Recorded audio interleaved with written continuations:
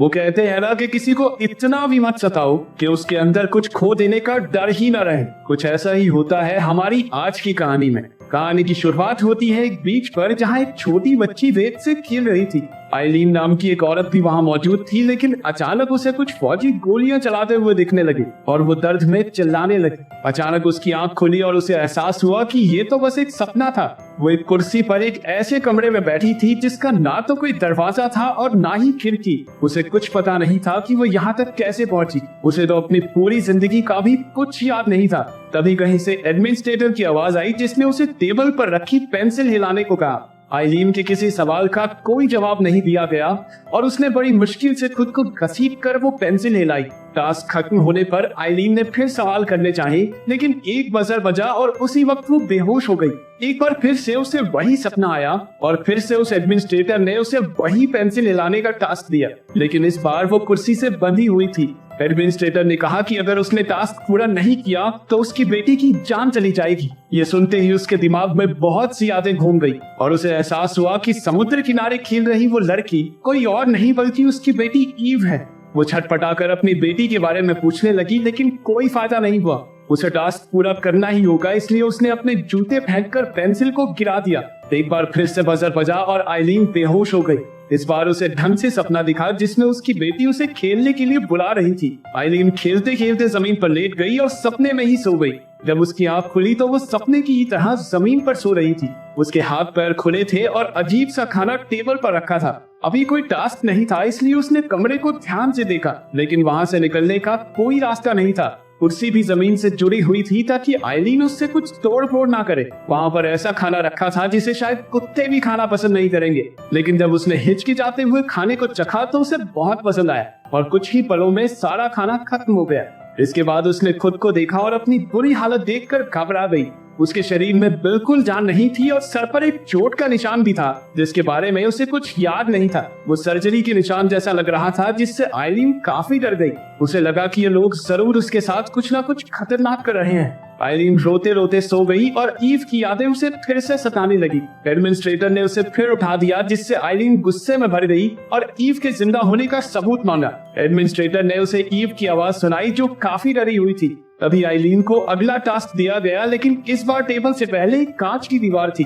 कोई रास्ता न दिखने पर आइलीन ने खुद ही जोर जोर से उस कांच की दीवार से टकराना शुरू कर दिया। ये करने से उसे बहुत दर्द हुआ और वो परेशान होकर रोने चिल्लाने लगी। उसने पेंसिल को हिलने का ऑर्डर दिया और अचानक पेंसिल अपने आप गिर गई। इससे पहले कि वो कुछ समझ पाती, बजर ने उसे फिर से बेहोश कर दिया। फिर से वही बीच वाला सपना शुरू हुआ, लेकिन इस बार उसके माथे से खून बह रहा था। वो अपनी बेटी के साथ रेत का घर बना रही थी कि तभी एक मर्द की आवाज आई और उसने आइलीन के कंधे पर हाथ रख दिया। जब वो उठी तो वो कुर्सी से बंधी हुई थी। उसके माथे पर वही निशान था और जमीन पर एक आदमी भी मौजूद था जो पता नहीं कैसे पर उसका नाम जानता था। उसके पास आने पर आइलीन ने उसे अपना किडनैपर समझकर धक्का दे दिया, लेकिन आदमी ने बताया कि वो उसका पति रॉजर है। वो दोनों ही नहीं जानते थे कि वो यहाँ तक कैसे पहुँचे। आइलीन ने उसे बताया कि उनकी बेटी की जान खतरे में है, जिसकी वजह से उसे उनका कहा मानना पड़ता है। तभी एडमिनिस्ट्रेटर ने उसे अगला टास्क देकर पेंसिल को तोड़ने को कहा। आइलीन की तरह रॉजर को भी किसी बात का जवाब नहीं मिला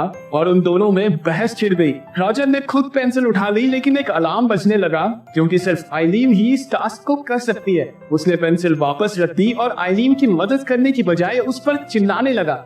इस बात से उसे भी गुस्सा आ गया और वो भी चिल्लाने लगी और उसके गुस्से से पेंसिल के खुद ही दो हिस्से हो गए। रॉजर हैरान रह गया। आइलीन के कानों से खून बहने लगा और एक बार फिर से बजर की आवाज सुनते ही वो बेहोश हो गई। जब वो उठी तो वहाँ उन दोनों के लिए खाना रखा था।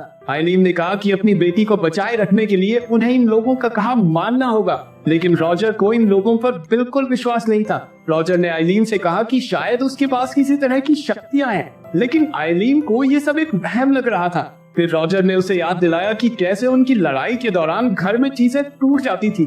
ये सुनते ही आइलीन को दिखा कि उनकी बीच पर भी लड़ाई हुई थी। पानी पीकर वो जमीन पर लेट गई और रॉजर की किसी बात पर ध्यान नहीं दिया। बीच के सपने में वो जमीन पर ही थी और ईव पूछने लगी कि वो बार बार कहाँ चली जाती है। उसने अपने पिता के बारे में भी पूछा और अचानक गायब हो गई।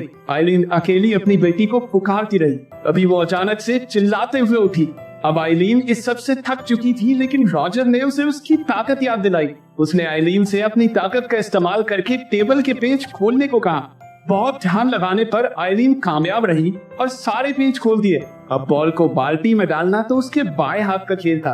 कुछ देर बाद रॉजर ने उससे अपने बुरे बर्ताव के लिए माफी मांगी। आइलीन को याद आया कि वो ईव के जन्मदिन पर उसे बीच पर लेकर गए थे, लेकिन रॉजर वहाँ पूरा वक्त सोता ही रहा। इसके बाद दोनों बिना सवाल किए किडनैपर्स की बात मानते रहे। हर एक टास्क पिछले वाले से कुछ न कुछ मुश्किल होता था। एक पेज पलटने से लेकर रेत का पूरा महल बनाने तक के सारे काम आइलीन ने बखूबी कर दिखाए। हर बार उसके कानों से खून बहता और दोनों वो अजीब सा खाना खाकर खुद को जिंदा रखते। अब की बार उसे एक बंदूक को असेंबल करना था। रॉजर इससे काफी घबरा गया और इसी वजह से आइलीन ध्यान नहीं लगा पा रही थी। वो 10 बार में भी बंदूक को सही नहीं जोड़ पाई तो रॉजर उसे टोकने लगा, जिससे आइलीन गुस्से से भर गई। उनके बीच फिर से बहस होने लगी और उसे याद आया कि वो बीच पर भी किसी बात पर लड़ रहे थे। रॉजर पहले तो लड़ाई करके आइलीन की बेइज्जती करता और बाद में माफी मांग लेता, लेकिन कभी भी सुधरता नहीं था। गुस्से में आकर आइलीन ने अपनी पूरी ताकत से बंदूक को छोड़ा और गोली चला दी, लेकिन गोली रॉजर को लगने से पहले ही उसने रोक दी। हमेशा की तरह बजर बजा और आइलीन बेहोश होकर बीच वाले सपने में पहुंच गई।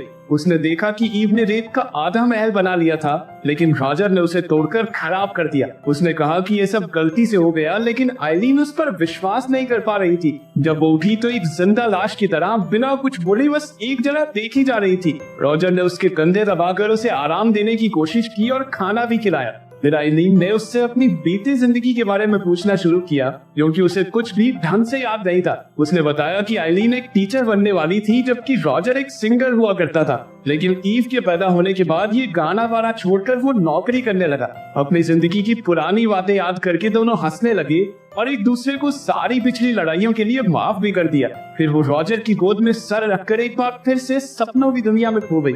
उसका परिवार उसी बीच पर था, लेकिन इस बार रेत में कोई अजीब चीज दबी हुई थी। आइलीन ने निकाल कर देखा कि वहाँ रॉजर की अंगूठी और ईव की चप्पल थी। इससे पहले कि वो कुछ समझ पाती, वो भी नीचे गिर गई और रेत में दफन होने लगी। अचानक उसकी आंख खुली और अगले खतरनाक टास्क में उसे रॉजर को बचाना था, जो एक कांच के डिब्बे में बंद था जिसमें रेत बढ़ती जा रही थी। घबराहट में वो अपनी ताकत का ढंग से इस्तेमाल नहीं कर पा रही थी और उसके सपने की वो अजीबोगरीब यादें उसे बार बार भटका रही थी। उसने अपनी पूरी ताकत से कुर्सी मारकर कांच तोड़ने की भी कोशिश की, लेकिन कोई फायदा नहीं हुआ। अब उसके पास रोते हुए अपने पति को अलविदा कहने के अलावा और कोई चारा नहीं था।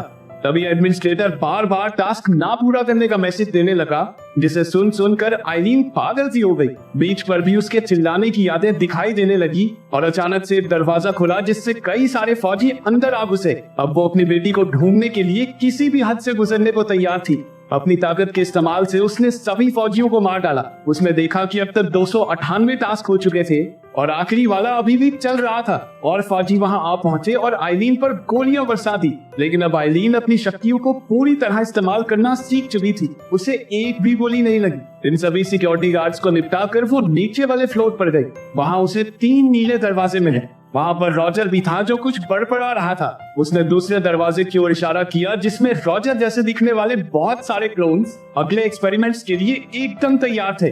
तभी और सिक्योरिटी वाले आ गए और आइलीन ने सबको मार गिराया।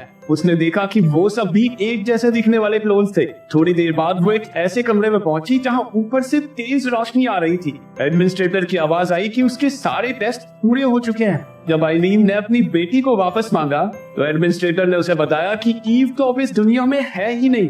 उसने आइलीन की याददाश्त मिटाने वाला डिवाइस बंद कर दिया और आइलीन को सब कुछ याद आ गया। उस दिन बीच पर ईव पूरा वक्त उसके साथ खेली, जबकि रॉजर सिर्फ सोता रहा। तभी आइलीन को पता चला कि उसकी बोतल में शराब थी, जिससे दोनों में बहस छिड़ गई और रॉजर ने गुस्से में आकर आइलीन को चांटा मार दिया। इससे आइलीन की ताकत जाग गई और वो अपने आपे से बाहर होकर चिल्लाने लगी। बन जाने में इसी वजह से उसका पति और बेटी दोनों मर गए। अब एडमिनिस्ट्रेटर उसे आगे भेजकर उसकी सारी यादें मिटाना चाहता था। आइलीन को एहसास हुआ कि उसकी बेटी अब सिर्फ उसकी यादों में ही तो जिंदा है, इसलिए उसने अपनी याददाश्त मिटाने से साफ मना कर दिया।